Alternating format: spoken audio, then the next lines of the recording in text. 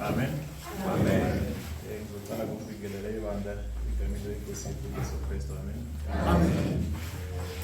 Lo amehlo kwenu uba mndovu. Ngesizulu bathi undlovu. Gatsheni babenyama.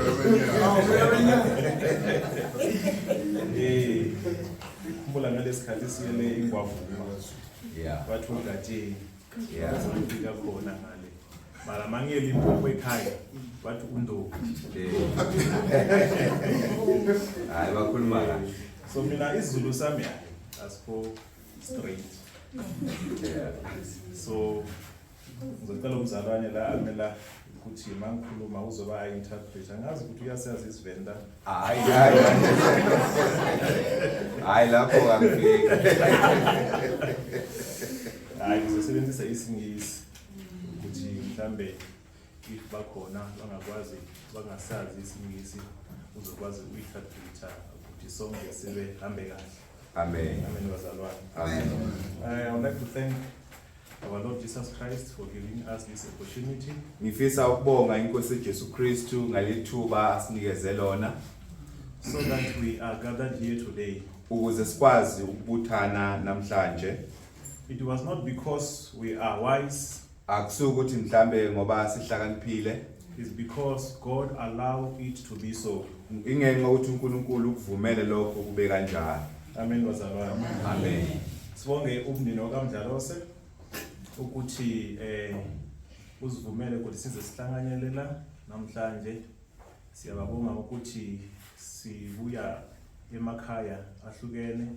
Thina sibuye ePitori, abanye eDuduza, nina abanye nibuya eKZN. But it's not because isiplane kanjalo mara uNkulunkulu uye enza ukuthi izinto sifezeke. Amen. Not because we want it to be so. Amen bazalwane. Amen. So today I would like us to go to the topic that has been given to me. Namhlanje ke ngifisa siye kwisihloko enginikeze sona. It's also about remembering.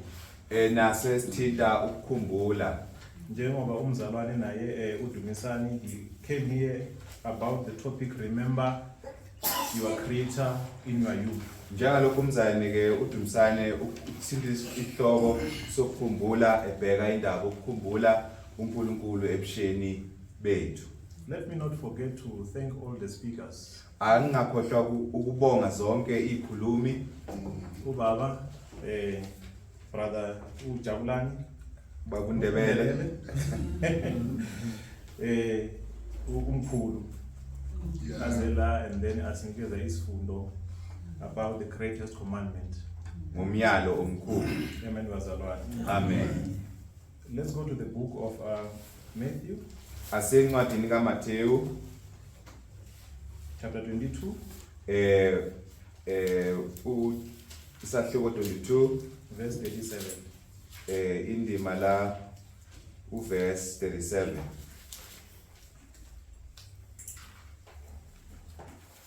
uJesu wathi kuye, "Uyithanda inkosi uNkulunkulu wakho ngayo yonke inhliziyo yakho, nangawo wonke umphefumulo wakho, nangayo yonke ingqondo yakho."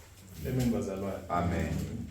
Since yesterday Sukela izolo we have been listening to the verses talking about the heart. besilokhu sibuka amavesi akhuluma ngenhliziyo. Yini inhliziyo kahle kahle? What is a heart? Yini inhliziyo? Because you know that is the wellspring of life. Siyazi ukuthi inhliziyo ila umthombo wempilo. Amen bazalwane. Amen. So that's why here is being used figuratively. Isetshenziswa la njengala ngisemsigame abangajwayelekile elisifenqo. Amen bazalwane. Amen. Because we know that when a person is in hospital or lying in the deathbed, Siyazi ukuthi umuntu uma esesibhedlela noma egula esesibhedeni embhedeni ebhekane nokufa. there are those machine oscilloscope showing Kunemshini lapha neyivele eveza inhliziyo yomuntu ukuthi ihamba kanjani. You see the pulse going up and down. So siyasiboneke lento evelayo ulayini eveza inhliziyo ukuthi ishaya kanjani. With a sound, beep, beep, beep. Ukhaya lento ethi pip pip. So that it's monitoring the pulse of the heart of a person who is sick. Isuke ibheka ukushaya kwenhliziyo yomuntu lo muntu olapho embedeni. But when you see the pulse starting to be straight, Mawubona laphana lo layini uqala usungayi phezulu ungayi phansi usumile nje. it gives you a very worrisome. Ikunikeza ke umsindo noma isimo esibonisayo ukuthi kunenkinga. Then you will hear the sisters calling the doctors. Uzoza ke amanesi bebiza odokotela ukuthi abeze. They'll come with two things Bazoza nento ezimbili. like iron Lento engathi ifana njenge iron to resuscitate the person, ukuze bakuvuse. because they can see that now the life is leaving the person. Bayabona manje ukuthi ukuphila umphefumulo lomuntu uyahamba kulomuntu. The heart is very much important. Inhliziyo ke ibalekile. When Jesus is talking about the heart, Uma uJesu ekhuluma ngenhliziyo, he's talking about your life. ukhuluma ngempilo yakho. You must love the Lord thy God with all your life. Kumele uthande uNkulunkulu wakho ngayo yonke impilo yakho. Amen. Amen. Sibonge, again, I would like to thank Brother Dumisani Ngifisa futhi nokubonga umzane uDumsane by giving us a very good sermon regarding the youth. ngokusinikeza isifundo esihle esithinta abantu abasha. Ecclesiastes chapter 12 verse 1. Umshumayeli 12 uverse 1. Amen, bazalwane. Amen bazalwane. Even us as parents Njengathi singabazali or elders in the church, noma abadala we ebandleni have got a great work to do sinomsebenzi omkhulu kumele siwenze for our youth. kubantu abasha ebandleni. 2 Corinthians chapter 3 Kwabase Korinte chapter 3 verse 2 to 3. 2 to 3. Korinte besibili Chapter 3 verse 2 to 3. Nina nincwadi yethu elotshiwe enhlizweni zethu eyaziwa ifundwa ngabantu bonke. Nibonakala ukuthi nincwadi kaKristu enziwe ngokukhonza kwethu ilotshiwe kungengo yeningi kodwa ngomoya kaNkulunkulu ophilayo, kungabi sezibhebheni zamatshe kodwa ezibhebheni eziyinhliziyo zenyama. Amen. We are an epistle. Thina siyincwadi. The youth is looking up to us. Abasha babheke kithi bafunda kithi. As elders or parents, Njengabantu abadala noma abazali, we must live according to the will of God, kumele siphile ngokwentando kaNkulunkulu. so that the youth must not deviate, Ukuze abantu abasha bangaphumi endleleni because they are copying everything. ngoba babuka bathathe konke lokho esikwenzayo. We have got a child, a small boy. Sinomntwana insizwa omncane. When he's watching TV, Uma ibuka iTV, there's this sports wrestling umdlalo lokuthiwa iwrestling or soccer. noma ibhola. He tried to imitate Uzama ngayo yonke indlela ukulingisa everything that they are doing, konke abakwenzayo because he can see ngoba ngamehlo akhe uyabona. even the youth Nabantu abasha say ke that. kunjalo ke nakithi We bazalwane. need to live according to the word of God, Kumele siphile njengalokho izwi kaNkulunkulu so that they lisho, can able to educate the next coming ukuze generation. sikwazi ukufundisa isizukulwane esizayo. We are here today because of Christ. Silana namhlanje ngenxa kaKristu For God so loved the world, ngoba uNkulunkulu walithanda izwe so kangaka that he gave his only waze son, wanika indodana yakhe ezele yodwa so that whoever believes in him ukuthi yilona lokholwa yiyo shall not perish, angabhubhi but have eternal life.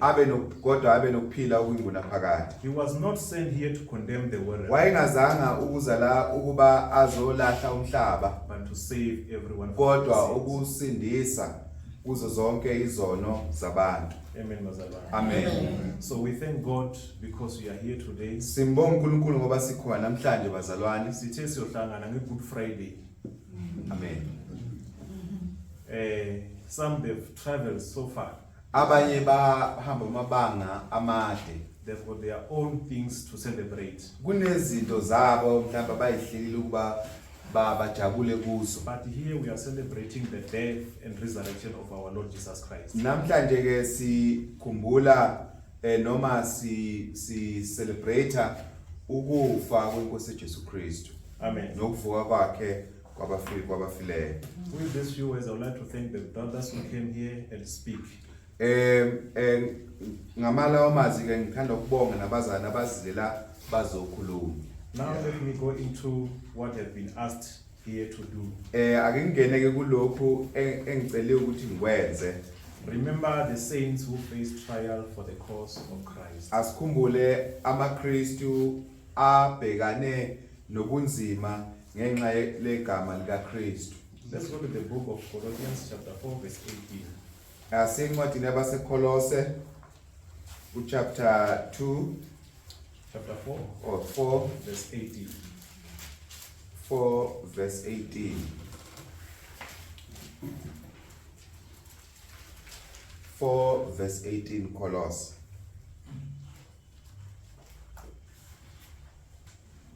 This solution by my own hand, Paul.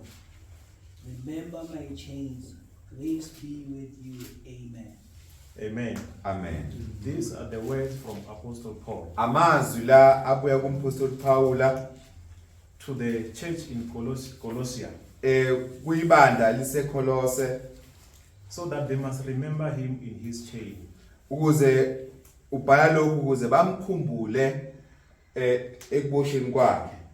Because if we want to know more about the New Testament, Uma bazali sifuna ukwazi kabanzi ngeTestament elisha, the book of Acts serves as the hub of the New Testament. incwadi yezenzo iveza umlando webandla likaNkulunkulu.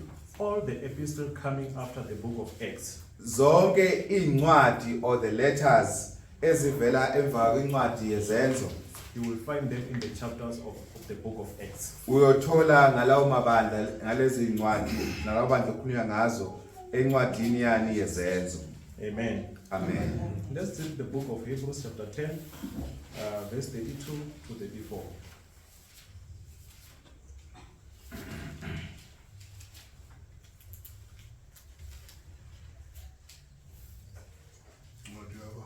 Hebrew 10 Hebrews chapter 10 verse 32 to 34. 32. Kepha Kepha khumbulani izinsuku zaqala okwathi ngazo senikhanyisiwe nakhuthazela empini enkulu yezinhlupheko. 33. To 34. Okay. Kokunye ngokuba ngubukwane ngezinhlamba nangezimbandezelo, kokunye ngokuba ngabahlanganyeli nababephathwa kanjalo, ngokuba nazwelana nababoshiweyo navuma ngokuthokoza ukuphanga kwempahla yenu, nazi ukuthi nina ninempahla enhle kunaleyo nemiyo njalo. Amen. Amen. Amen. When we look back, Uma sibuyele emuva, the first Christians of the first century, amaKristu okuqala ikhulu lokuqala they faced a very heavy trials. babhekana nenkinga nobunzima obukhulu. Today we are just eating the fruits of them. Namhlanje sithola izithelo zomsebenzi wabo. Amen. Amen. It started when God loved the world. Uqale la uNkulunkulu ethande umhlaba, ethande abantu. and gave his only Son, wanikela ngoJesu so that whoever believes in him ukuthi lona lokholwa nguye shall not perish but have eternal life. ukuba angabhubhi kodwa abe nokuphila okwingunaphakade. Christ our Savior, uKristu umsindisi wethu he came and set a very good example, wayeza wazoba umzekelo wethu omuhle so that we can follow on it. ukuze siulandele umzekelo. We have seen this in the book of Acts chapter 2 verse 42. Sibone lokho encwadini yezenzo uchapter 2 verse 42. They were devoted to the apostles' teaching. Baqinisela njalo esifundisweni sabapostoli. Where did they get that teaching, the apostles? Bakuthola abapostoli lesifundiswa basitholaphi? From Christ himself. Basithola kuKristu. He taught them Wabafundisa so that they must go to the world ukuze bahambe bayezweni lonke and make disciples. benze abafundi. Amen. Amen. 1 Peter chapter 2 Petro qala verse 21 to the last verse.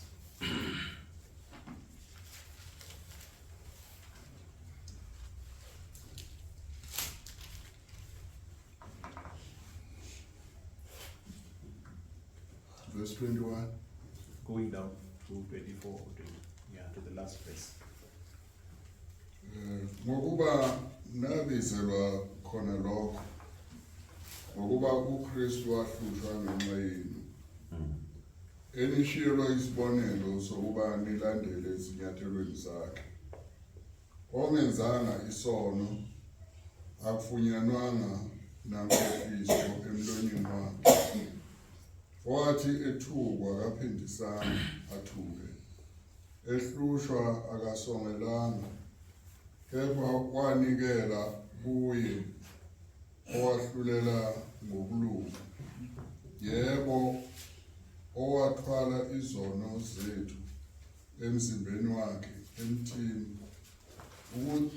ukuze kuthi sesifile ezonweni siphile ekulungeni yena oyena imivimbo yakhe naphulukiswa ngayo ngokuba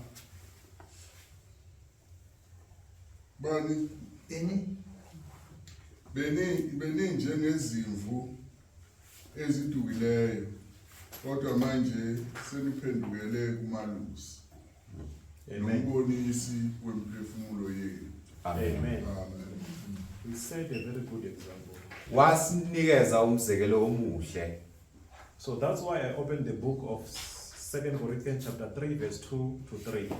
Ingakho ngivule incwadi yabase Korinte Chapter 2 Corinthians abesibili abaseKorinte chapter 3 u3 verse 2 to 3. verse 2 to 3. That as Christians, Njengalokhu singamaKristu Paul he is revealing to us that we are an epistle uPaula uyasambulela ukuthi thina siyincwadi which is read by everyone efundwa yibo bonke abantu by the way we live. ngendlela esiphila ngayo. Are we following Christ as an example? Ngabe silandela uKristu na njengomzekelo? It's a question. Umbuzo njalo lo. Everyone will answer in his or her heart. Umuntu ke ophendula enhlizweni yakhe. Let's read the book of Hebrews chapter 13 verse 3. Hebrew 13 verse 3. Hebrew 13 verse 3. Bakhumbuleni ababoshiweyo ungathi niboshiwe kanye nabo nabaphethwe kabi njengalokhu nani nisemzimbeni. Amen. Amen. They have been persecuted. Bahlushwa, They suffered a great trials. babhekana nobunzima Amen. obukhulu. Remember the saints who faced trials for the cause of Christ. Khumbula amaKristu abhekana nobunzima ngenxa yegama likaKristu. The question is, Umbuzo uthi, who are these saints and obani laba bangcwele? how do we remember them? Sibakhumbula futhi kanjani? Because in my lesson, Kwisifundo sami I would like us to explore the lives of these saints ngifisa sibheke impilo zalaba bazana abangcwele who have endured great trial for the cause of Christ. ababekezela ebunzimeni ngenxa egama likaKristu. As we delve into the theme of this lectureship, Njoba sibheke kwingqikithi yale nkonzo esikuyo, lest we forget. mhlambe sikhohlwe. Amen. Amen. Because those saints, Lawo bazalwane they've set an example. babeka umzekelo. We were preached Sashinyezwa because of them.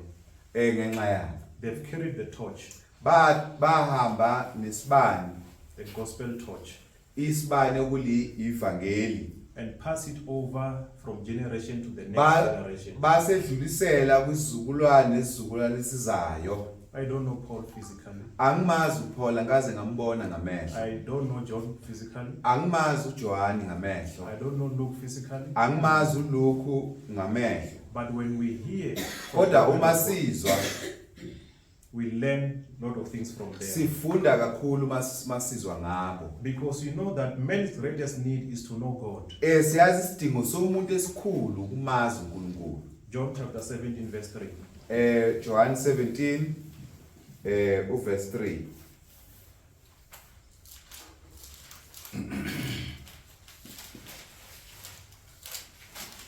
Ukuphila okuphakade yilokhu kuba bazi wena uNkulunkulu wedwa oqinisileyo nomthumileyo uJesu Kristu. That's man's greatest need to know God. Ilesi isidingo umuntu anaso wokumazi uNkulunkulu. I like the verse that our brother Dumisani, Ngiyalithanda ivesi umzali uDumisane the one he concluded, leli aphethe ngalo isifundo sakhe Ecclesiastes chapter 12 uMshumayeli 12 verse 13. uverse 13. Asifunde lapha. Sifunde Shumayeli 12 verse 13.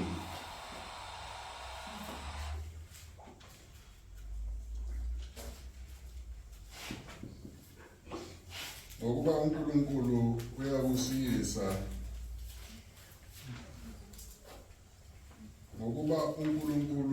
uyakuyisa yonke imisebenzi ekwahlulelweni. That's not the one. 13. 1 Verse 13. Yeah. Nakho ukuphela kwendaba the conclusion of the lapho sekuzwakele konke besabe uNkulunkulu ugcine imiyalo yakhe ngokuba lokho kungokwabantu bonke. Amen. That's the main purpose. Na inhloso Because enkulu. eternal life depends on this knowledge. Ukuphila kwinguna phakade kuncike kulolu lwazi. And man's greatest need is to study Isidingo- the word of God. Isidingo esikhulu somuntu ukwazi nokufunda intando kaNkulunkulu. 2 Timothy chapter 2 verse 15. Timotheo wesibili 2 Verse verse 15. 2 verse 15. Khuthalela ukuba uziveze uthembekile kuNkulunkulu, isisebenzi esingenamahloni, esiqondisisa kahle izwi leqiniso. Amen. Amen. Study the word of God Funda izwi kaNkulunkulu. to show thyself approved, Uziveze uyisikhonzi esithembekile. rightly dividing the word of God. Uhlukanisa kahle izwi leqiniso. Amen, bazalwane. Amen. As Christians, we are bound to study the word of God. NjengamaKristu sinomthwalo okufunda izwi kaNkulunkulu. God the Creator uNkulunkulu umdali is our Father. ungubaba wethu. If we wake up in the morning Uma sivuka ekseni and we just go to the Eh. bathroom, bese siya nje la sigeza khona, you take a shower or you take a bath, uyahamba uyogeza, and then you left for work, then bese uyasuka uya emsebenzini not greeting the Father, ungambingelelanga ubaba, that's a taboo. into engajwayelekile. Because when you wake up, even your physical father, you go and greet him. Uma uvuka nje ubaba wakho ohlamba okuzalayo, uma uvuka uyambingelela. How are you, Daddy? Unjani baba? even us as Christians, nathi ke maKristu we need to speak to God. nathi fanele sikhulume Because He noNkulunkulu speaks to us through His word. ngoba ukhulumile nathi ngezwi lakhe. We need to thank Him for the love that He has given us. Kumele simbonge ngothando asinikeze And lona. ask Him to usher us through the whole day. Simcele ukuba asihole usuku lonke. Man's greatest need is to study the word of God. Isidingo esikhulu somuntu ukufunda nokwazi intando kaNkulunkulu. That's the main purpose of a human being, Ileyo inhloso yomuntu dala kwakhe to worship God. ukukhonza uNkulunkulu. Yeah. In the New Testament, there are many saints and a lot that we can learn. ETestamenteni elisha sifunda kakhulu ngabangcwele. There are great characters in the Bible Baningi esifunda ngabo eBhayibhelini that we can learn from them. esingafunda kubo. A lot we can learn and also live as an example. Kuningi esingafunda kubo futhi sithathe imizekelo yabo. But the question remains, Umbuzo usele who are those saints to be remembered? abanjani ayibapha abangcwele kufanele sibakhumbule. Let's read the book of Psalm, Ake sifunde incwadi yamaHubo, chapter 16, verse 3. amaHubo 16 Verse 3. verse 3.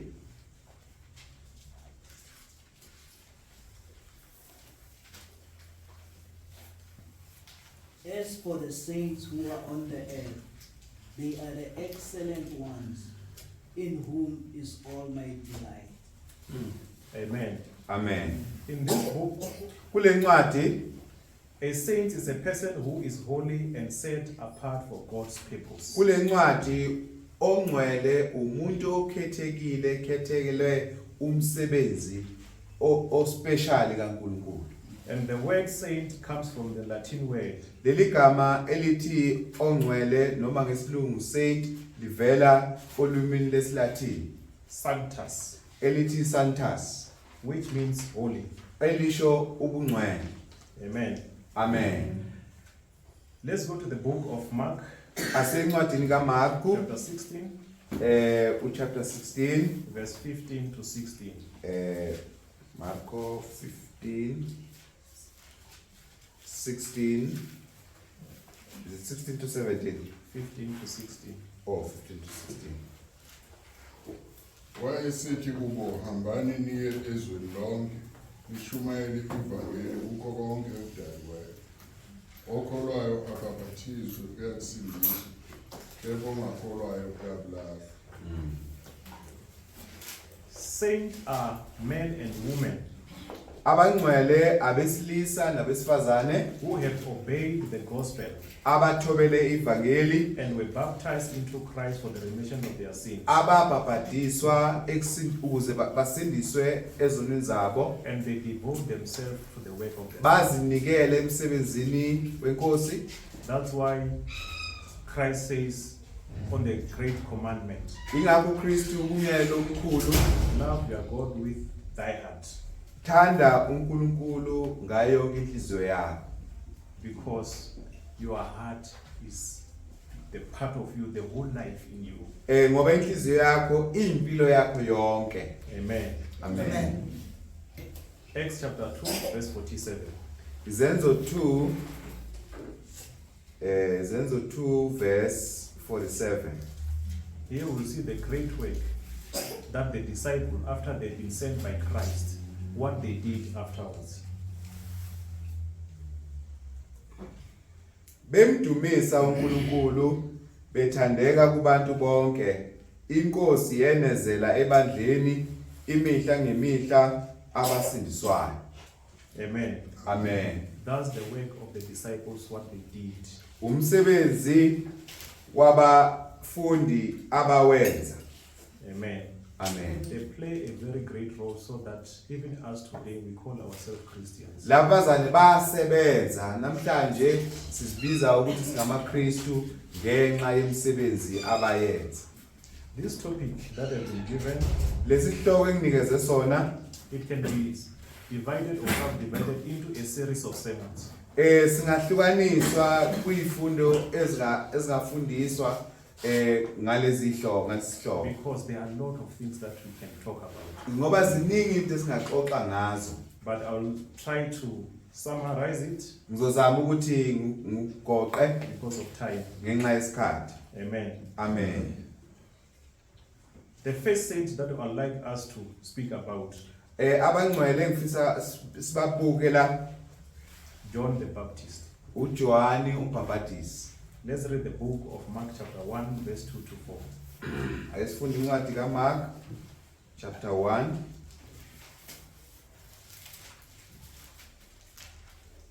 verse 2 to 4.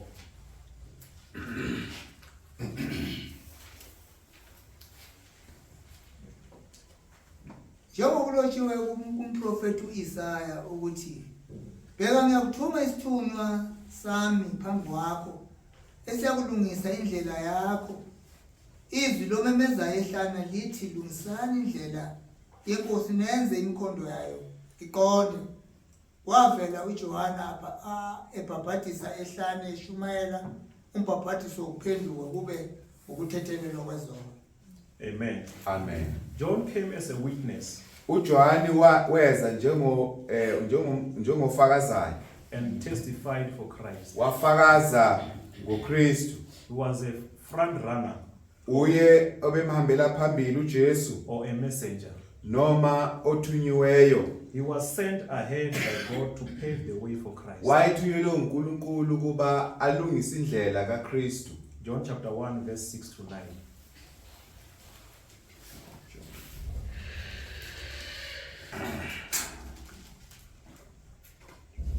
John chapter 1 verse 6 to 9.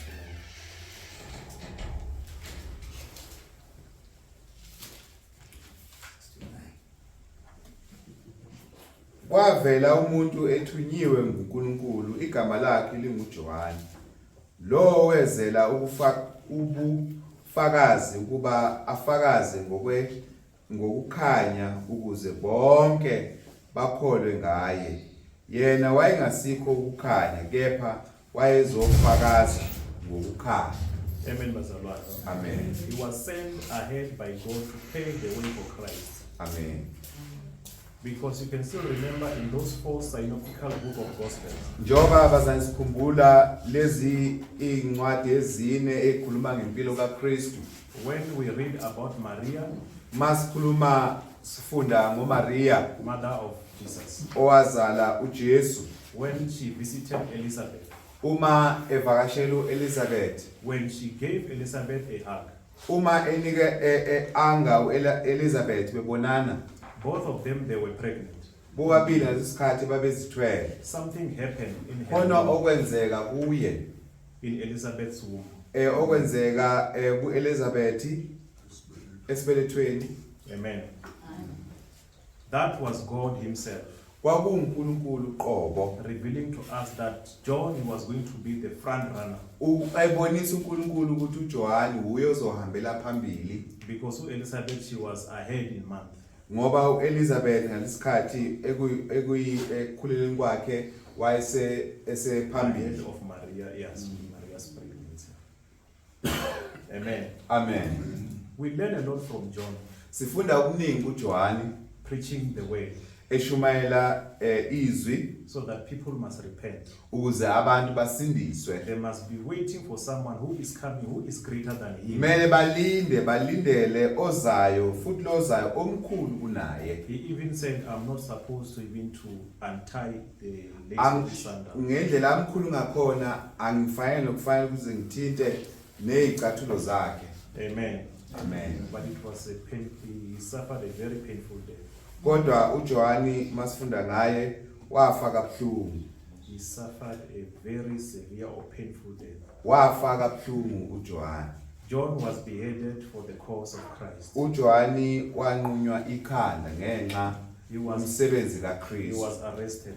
Waboshwa. Matthew chapter 14 verse Matthew 14 Matthew 14 verse 3 verse 3 to 12. 3 to 12. Ngokuba uHerode mbambile uJohane wambopha wamfaka etilongweni ngenxa kaHerodiya umka Philip umfowabo.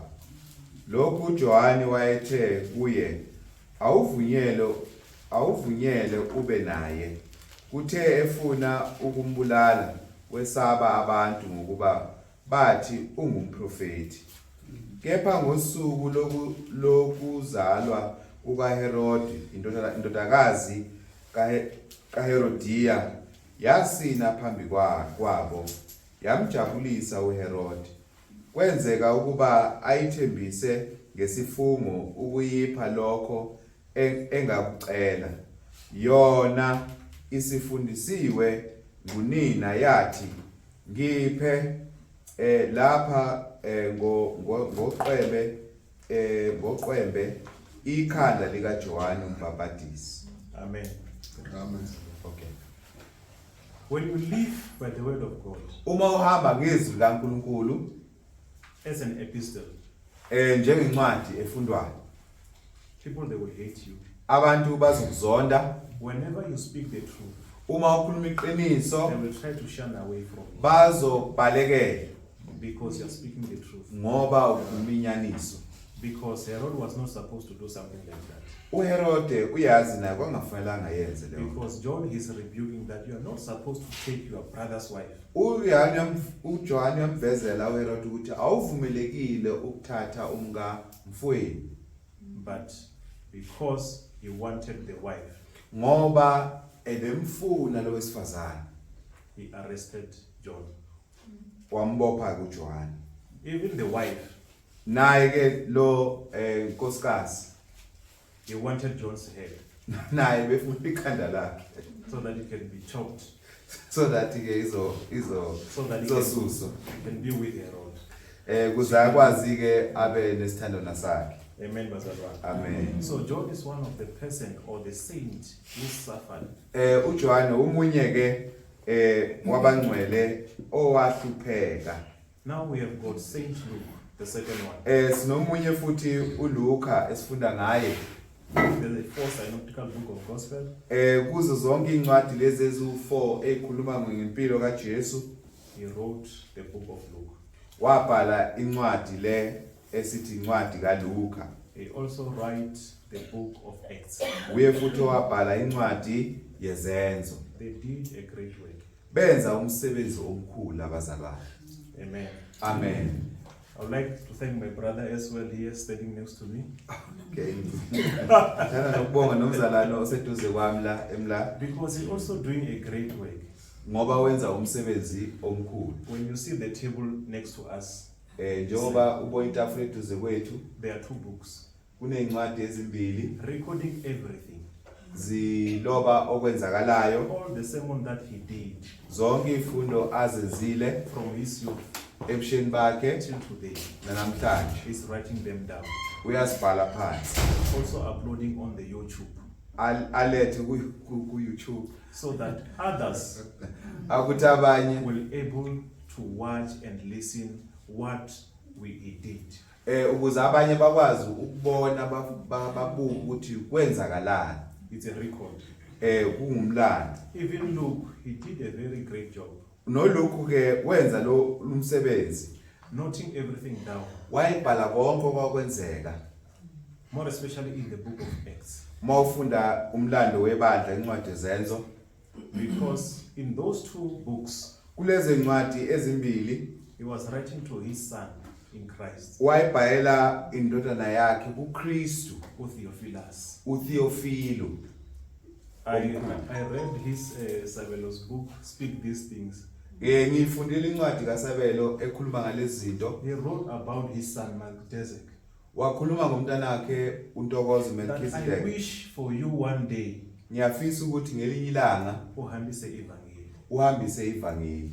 Ntokozo will read that book. uNtokozo uyoyifunda naye, It's going to be up to him kuzoba kukuye to carry on the torch. ukuze aqhubeke nokushumayela ivangeli. Let's hear about Luke.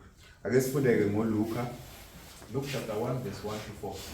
Luka chapter 1 verse 1 to 4.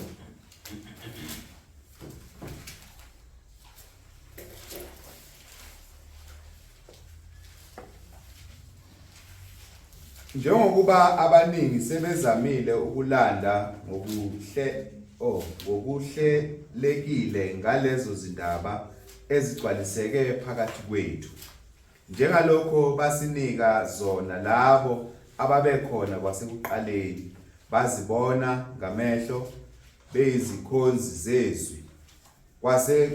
Kwase ngathi kuhle nakimi lokhu ngizihlolisisile zonke izinto ukusukela ekuqaleni, ngikulobele ngokulandelana Theophili odumileyo.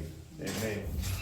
Ukuze wazi ukuqiniseka kwalezo zindaba ozifundisiweyo. Amen. Amen. Acts chapter 1, verse 1 to 5. Zenzo 1 Verse 1 to 5.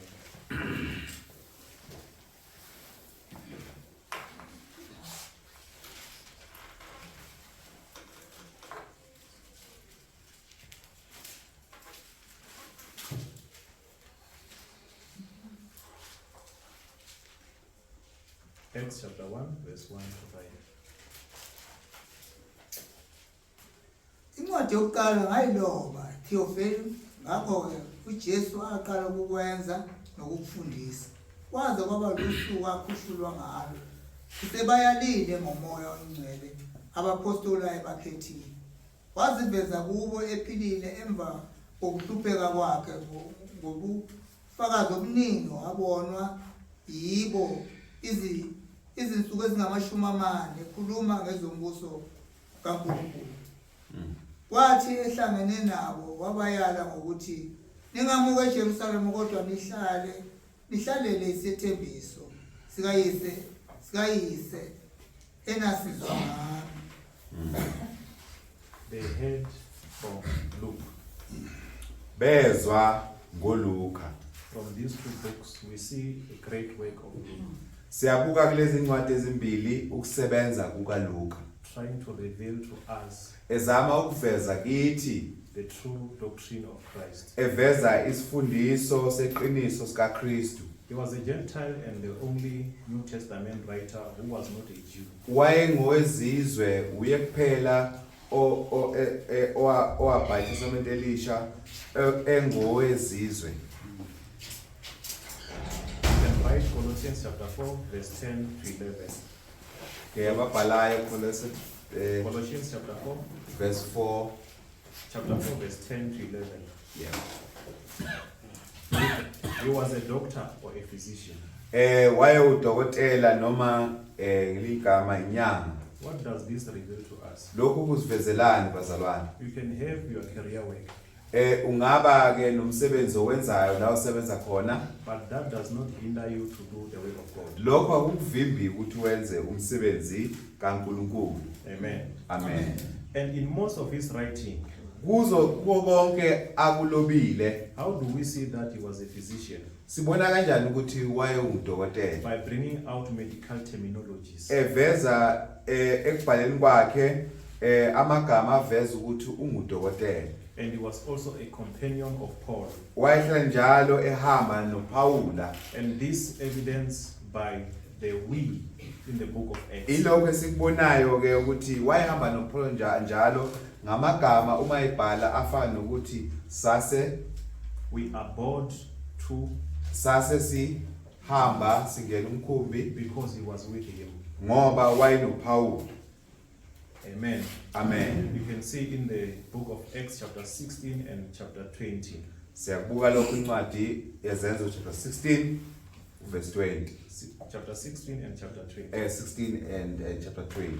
And then we have got another one who is Apostle Peter and John. Sino Petro no Johann. I would like to group them together because also they were companion to each other, Ngoba behlala njalo behambisana laba bazalwane. doing the great work of God. Benza umsebenzi omkhulu kaNkulunkulu. Acts chapter 2 verse 14 U2 verse 14 Zenzo, and Acts chapter 3 verse 11. Zenzo 3 verse 11. But we see much of Peter. Sibona kakhulu uPetro egqama. Book of Acts chapter 1 until chapter 12. Sibuka from Zenzo chapter 1 uya ku chapter 12. Amen. Amen. And then we have got Stephen. Sino Stefan. Acts chapter 6, verse 8 to 10. Let's Mawufunda ngayo uchapter 6 uverse 8 to 10. 8 to 10 uStefan. Let's read it. Zenzo 6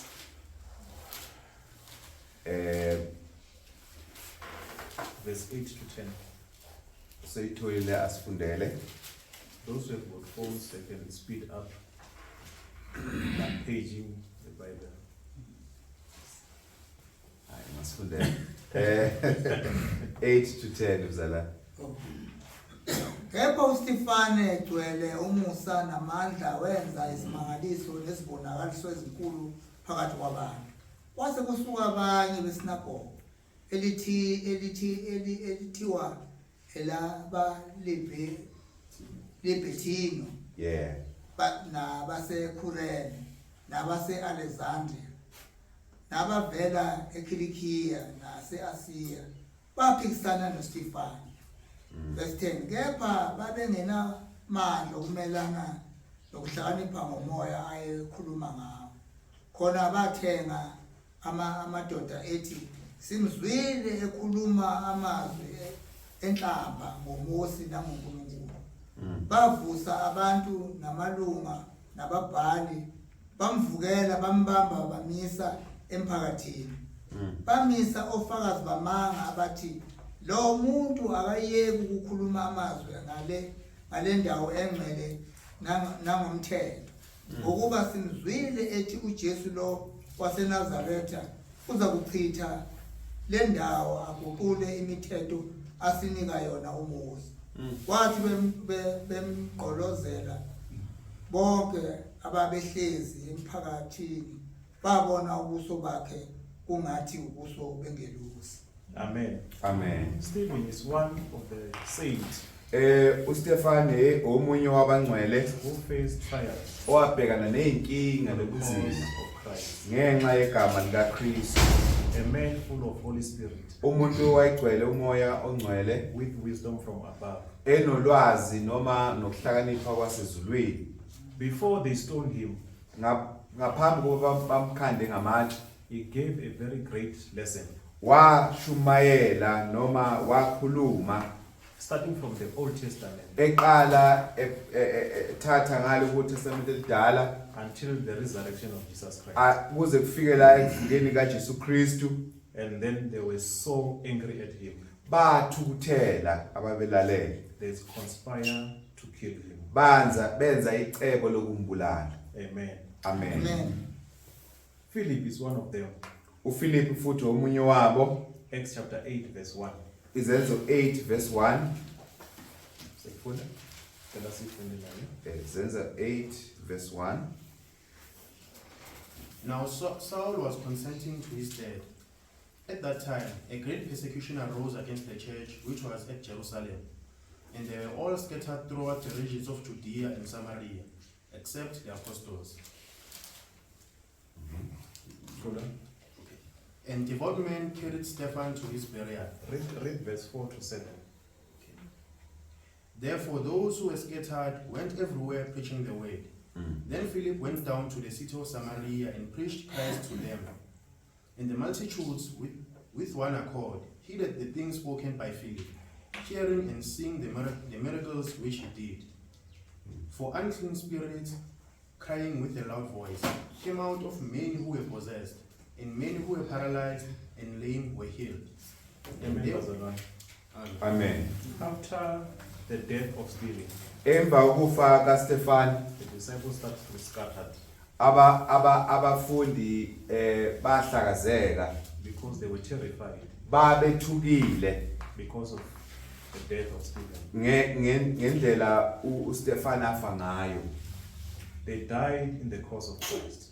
Bafa ngenxa yegama likaKristu. So Stephen died in the uStefan wafa ngenxa yegama likabani likaKristu. Amen. Bazalwane. Amen. From the book of Acts chapter 13 to verse to 28.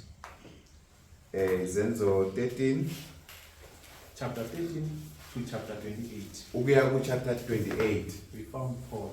sithola uPaul one who was persecuting Christians. lo obehlupha amaKristu He came across Christ himself, wahlangana noKristu yena uqobo head on, bahlangana and he became a Christian. waphenduka waba umKristu. Let's read Acts chapter 8, verse 3 to read about this persecution.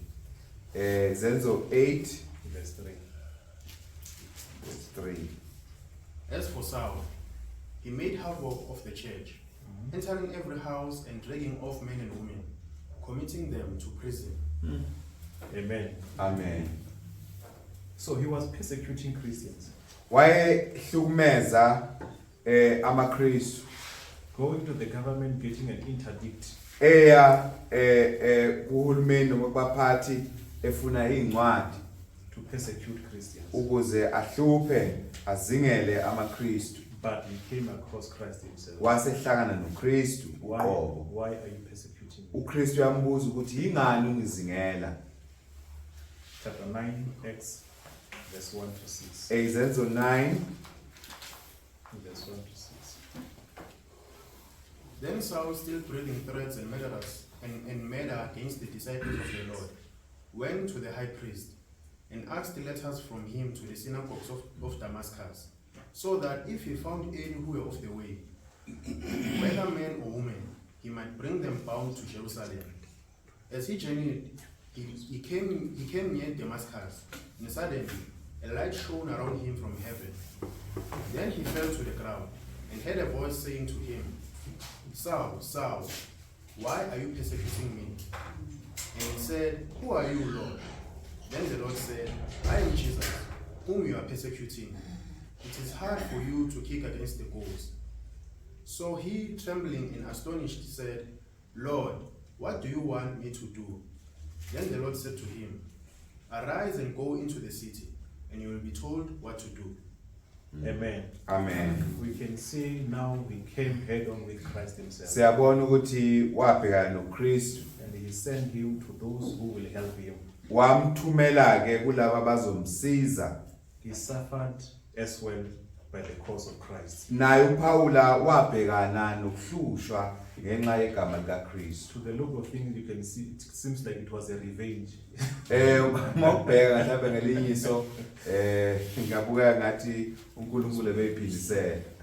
And then we have got one as Timothy as well. Siyabona nje abanye abafana njengoTimotheo, Acts chapter 16, Zenzo 16, Titus as well. uTito, Titus chapter 1 verse 4. Ngeke sifunde, and then uPriscilla no Aquila uPriscilla noAquila and Apollos noApollos. on the book of Acts chapter 18. Incwadi yabezenzo chapter 18. We have got Philemon as well. Sino Philemon futhi. There are many saints to remember in the New Testament. Baningi abangcwele singakhumbula sibuke impilo yabo. Just to mention few. Yilaba esibabhekile. But the question remains, Umbuzo usamile. why do we have to remember them? Yingani kufanele sibakhumbule? So that we can learn from them. Okokuqala ukuthi sifunde kubo. How they responded to the trials. Ukuthi babhekana kanjani nokuhlushwa. Because even us, we will come across trials. Nathi namhlanje sizobhekana nokuhlushwa. This reminds me the book of Romans chapter 15 verse 4, which was read yesterday. Inkumbuza incwadi yabaseRoma chapter 15 verse 4. Which was read yesterday. Ebifundiwe izolo. That what has been written in the old, Okwabhayile mandulo. it has written so that we can learn from it. Kwabhayile ukuba sifunde kukho. And so that we can hold. Ukuze sibe nethemba. Even us today, Namhlanje nathi. when we read about these saints, Nathi namhlanje masifunda ngalabo abangcwele. it teaches us how they responded to the trials. Kusifundisa ukuthi sibhekana kanjani neinhlupheko. The way they did evangelism. Ngendlela ababeshumayela ngayo. As we have got a very great work to do. Njengalokho sinomsebenzi omkhulu lo kuvangela. Amen. Amen. How they prayed indlela ababekhuleka ngayo, how they attended service together, indlela ababehamba einkonzweni behlanganyela mabe yokhonza uNkulunkulu, how they participated in the work of the church, ngendlela bebesebenza ngakhona emsebenzini yebandla, because the church is the body of Christ. ngoba ibandla lingumzimba kaKristu. We need to work. Kufanele sisebenze. Amen. Amen. The purpose of our suffering as Christians Inhloso yokuba nenkinga noma nokuhlushwa singamaKristu, because being a Christian does not excuse us from suffering. ukuba umKristu akusho ukuthi angeke uhlupheke. When you were baptized, you were not promised that to be Uma a Christian, ubabhadiswa awungathenjisiwe ukuthi uba umKristu is just a walk in the park. ukuthi kuyihambela nje kuhle bonke. You will face many persecutions. Sizobhekana nokuhlushwa You okuningi will face many okwahlukahlukene. oppositions. Sizobhekana nokuphikiswa. The book of 1 John chapter 5 verse 19. Incwadi kaJohani chapter 5 verse 19. uverse 19. Tell us in full. 5 verse 19. Wona uJesu waphendula. Oh, 1 John. Oh, First John. Oh. 1 John chapter 5 verse 19. Siyazi ukuthi singaba kaNkulunkulu ukuthi izwe lonke limi ebubini. Amen. Amen. We are the children of God. Singabantwana bakaNkulunkulu. But the world lies in the hands of the evil one. Kodwa umhlaba usezandleni zalo omubi. But we see many things which are happening around us. Siyazibona into eziningi ezenzakalayo eduze kwethu around Some us. they come indirectly to us. Ezinye ziza mhlambe hayi ngqo kithina. Yesterday, Izolo. Brother Muloyi, Umzali Mloyi he mentioned about gay people. uveze ngeinkonkoni. Because when you're outside there, Ngaphandle you le don't have to speak ill about them.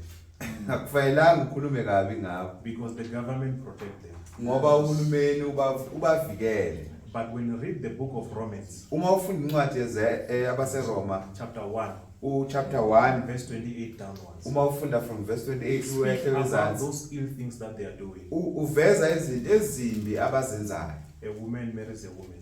Owesifazane ushada omunye wesifazane. A male marries a male.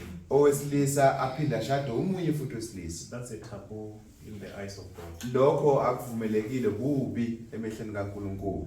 Because the purpose of our suffering as Christians Inhloso yokubhekana nenkinga noma ubuhlungu esingamaKristu, when it comes, we need to respond well. fanele uma kuza size sibhekane nakho ngendlela efanele. How do we respond well? Sibhekana kanjani nalezo zimo ngendlela efanele. Study the word of God. Okokuqala funda, zinikeze isikhathi sokufunda izwi Learn from kaNkulunkulu. those saints. Funda kulabo bazalwane ababhekane nalezi inkinga. They suffered persecution. Babhekana nokuhlushwa okuninginingi. It reminds me of Peter and John Ngikhumbuza uPetro noJohn when they were arrested. uma beboshwa They were beaten. bashaywa. But after that, Emva kwalokho they said, we're not going to stop. We're going to preach. the hayi word." ngeke sime soqhubeka bazange bayeke. Amen. Amen. There is a purpose of our suffering. Kunenhloso kulezimo esibhekana nazo. We may not see it, but it is there. Kodwa ukuhlusha kwethu lokho esibhekana nakho kunenhloso noma singeke sakubona kodwa kukhona. Let's read the book of 1 Peter chapter 3 verse 18 to 22. 1 Peter chapter 3 Chapter 3 verse 18 to 22. 18 to 22. Yes.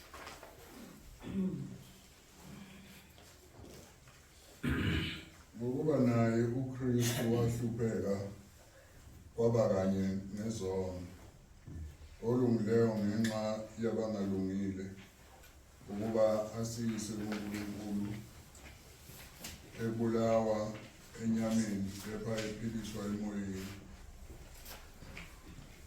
Verse To 22. 22. Okhona ngakwesobunene sikaNkulunkulu esenyukele ezulwini sekubekwe phansi kwakhe izingilosi negunya namandla. Amen. Amen. Everything happens for a reason. There are lots of suffering that we will encounter in our lives.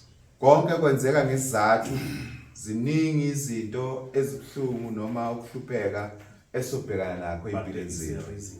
Kunesizathu salona. You may not see it Angeke sakubona ngaleso at sikhathi, that moment ngaleso sikhathi because there's a purpose. ngenxa ukuthi kunenhloso. You will realize it afterwards. Uzokubona emva kwaleso simo leso. Amen.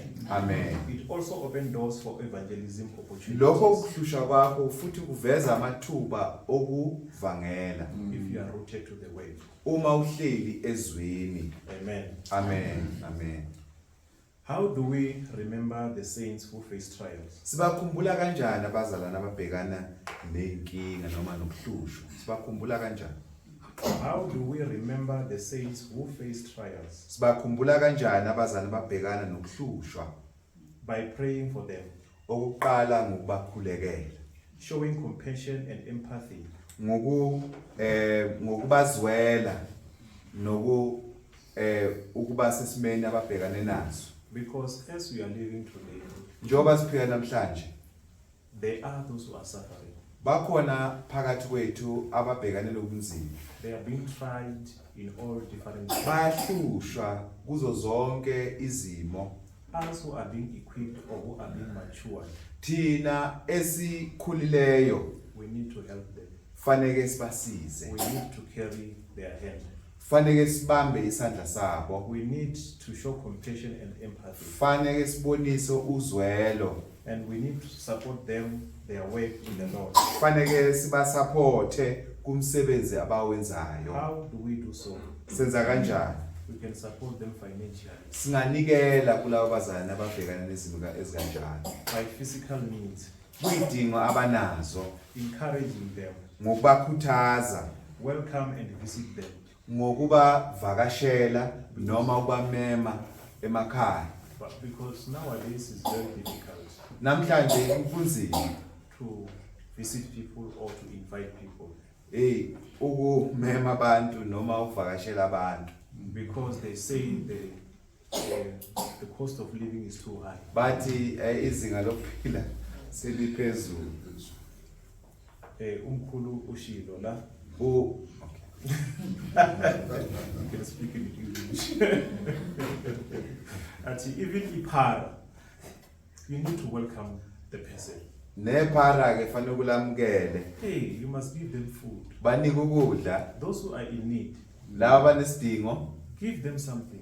banike. You might be on your way to buy something from the store, Mhlambe usendleleni uyothenga ukuthile and you come store. across people on the robot Uhlala nabantu lapha emarobotini asking for food. bacela ukudla. But it never comes to your mind that I saw someone so that you can add maybe 2 loaves with a drink to give that person on your Njengoba road. uye esitolo fanele ucabange ukuthi hayi njengoba ecela ake ngiede ukuze ngithi mangibuyela nginike. Amen, bazalwane. Amen. We need to show sympathy. Fanele sibonise uzwelo. Amen. Amen. I would like to conclude because this sermon is very long. Ngifisa ukuphetha ngoba isifundo side. Because I've said that you can divide this sermon and make it series. Ngoba ngishilo ukuthi lesi sihloko ungasihlukanisa usenze izifundo ezahlukahlukene. And you can sit here for the whole week. Singahlala la sihlala iviki lonke. Because there are a lot of things that you can learn from this Ziningi sermon. izinto esingafunda la ngabangcwele. Let's read the book of 1 Peter, Ake sifunde incwadi uPetro qala chapter 5, verse 10. 1 Peter chapter 5 verse 10. Because we were not promised the bed of roses when we become Christians. Sasingathenjisiwe ubumnandi ebuKristini njalo. Asifundelo ayitholile abasifundeleyo. Kepha uNkulunkulu womusa wonke owanibizela enkazimulweni yakhe yaphakade ngoKristu senihluphekile isikhashana yena uqobo uyakuniphelelisa aniqinise aninike amandla anisekele makube kuye amandla kuze kube phakade naphakade. Amen. Amen. As Christians, let us commit to being a source of strength NjengamaKristu ake sizimisele ukuba sibe abantu abazokwazi ukusekela and nokuqinisa abazalwane encouragement for those who face trials for their faith. qinisa abazalwane ababhekane nezimo la behlushwa khona ngenxa kaKristu. Amen, bazalwane. Amen. And we must not be ashamed of being a Christian. Akufanelanga sizenyeze ngenxa yokuthi singamaKristu. We must do the great work that we have been called for, Asenze umsebenzi lo omkhulu esibizele wona so that the next coming generation they will also able to remember us as well. ukuze izizukulwane esizazi kwazi futhi naso ukukhumbula lokho esikwenzile. As we are doing this today, Njengoba senza namhlanje sikhumbula remembering the saints sikhumbula abangcwele who face trials for the cause of Christ. ababhekene nebunzima ngenxa yegama likaKristu. Amen, bazalwane. Amen. I would like to conclude by my favorite book, Ecclesiastes. Ngicela ukuphetha ngencwadi engiyithandayo. Ecclesiastes chapter 12. Ake sibuyele kuMshumayeli 12 Now we're reading 13 and 14. verse 13 and 14. Shumayeli 12 13 to 14. Nakho ukuphela kwendaba. Lapho sekuzwakele konke besabe uNkulunkulu ugcine imiyalo yakhe. Ngokuba lokho ngokwabantu bonke. Amen. Ngokuba uNkulunkulu uyakuyisa yonke imisebenzi ekwahlulelweni kanye nakho konke okufihliweyo noma kuhle noma kubi. Amen. Amen. Amen. The great purpose of the human being is to serve the Lord. Umthwalo nomsebenzi omkhulu womuntu ukulandela noma ukuthobela uNkulunkulu. Let's just continue to serve the Lord Asiqhubekeni sikhonza inkosi wholeheartedly, ngenhliziyo yethu yonke. meaning we give God our entire life. Ngamanye amazwi sinikeza uNkulunkulu konke ukuphila kwethu. With this, I would like to thank the congregation Ngalawo mazwi ngithanda ukubonga ibandla because I learned as well nami ngifundile bazalwane as I'm standing before you. njengoba ngimla bazalwane. Even though we didn't go through all this sermon, Njengoba singafikanga kusonke lesifundo amavesi there's a book there. nayi incwadi efika You konke will find it there. uzokuthola lapho. Amen. Amen. Amen. Siyabonga mzalwane.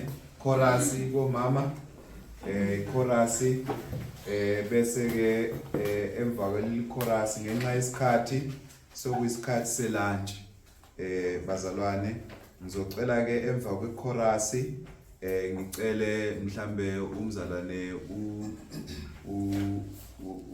uMalinga asibongeleke ukudla esokuthola njengoba nibona ke iprogram